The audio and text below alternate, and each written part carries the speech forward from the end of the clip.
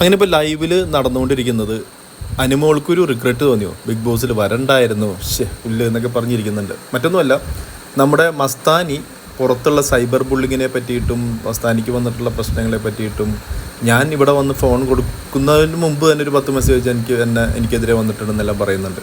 അപ്പോൾ അനുമോൾ ചോദിക്കുന്നുണ്ട്, അയ്യോ എത്ര പ്രശ്നമാണോ പുറത്തിറങ്ങിയ ഇവിടെ വരണ്ടായിരുന്നു എന്ന് തോന്നുന്നുണ്ട്. ഇവിടെ അകത്ത് പ്രശ്നം, ഇനി പുറത്തിറങ്ങിയ പ്രശ്നം, പിന്നെ അച്ഛൻ്റെ ഓപ്പറേഷൻ ഉണ്ട്, അതിന് പോയി കഴിഞ്ഞാൽ ആൾക്കാരെ കാണാതിരിക്കാൻ എന്ത് ചെയ്യണം, 100 കൂട്ടം പ്രശ്നങ്ങളാണ് എനിക്ക്, ഞാൻ എന്ത് ചെയ്യണമെന്ന്. അപ്പോൾ മസ്താനി പറയുന്നുണ്ട്, അത് നീ ഏറ്റവും വേസ്റ്റ് പ്രതീക്ഷിച്ചിറങ്ങിയാൽ മതി, അപ്പോൾ നിനക്ക് അങ്ങനെ ഫീൽ ചെയ്യില്ല, പിന്നെ എൻ്റെ അത്ര നിനക്ക് എന്തായാലും കിട്ടില്ല എന്ന് പറയുന്നുണ്ട്.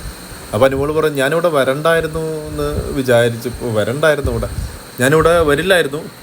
എന്നെ വിളിച്ചു കഴിഞ്ഞപ്പോൾ ഞാൻ അവരോട് പറഞ്ഞു, ചേട്ടാ ഞാൻ അവിടെ കരഞ്ഞും മെഴുകുമെന്ന് പറഞ്ഞപ്പോൾ ബിഗ് ബോസിലെ ആൾക്കാർ പറഞ്ഞു കുഴപ്പമില്ല എന്ന് പറഞ്ഞു. ഒന്ന് വീട്ടിലെ അച്ഛനും അമ്മയ്ക്കും ചേച്ചിക്കും ചേട്ടനും ഒന്നും താല്പര്യം ഉണ്ടായിരുന്നില്ല, നിൻ്റെ ലൈഫ് ചിലപ്പോൾ പോകും, മോളെ കല്യാണം കഴിച്ചിട്ടില്ലല്ലോ എന്ന് പറഞ്ഞു എന്നാണ് അവർ പറയുന്നത്.